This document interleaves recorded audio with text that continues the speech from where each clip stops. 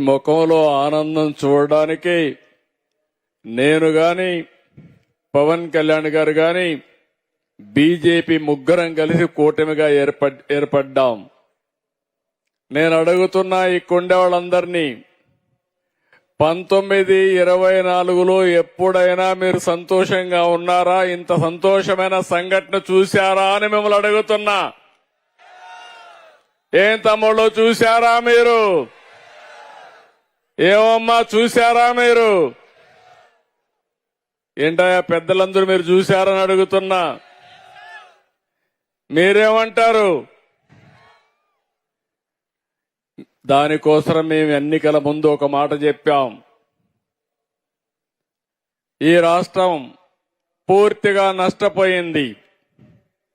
నష్టపోయిన రాష్ట్రాన్ని మళ్లీ ఘాటిన పెట్టాల్సిన బాధ్యత ఉంది.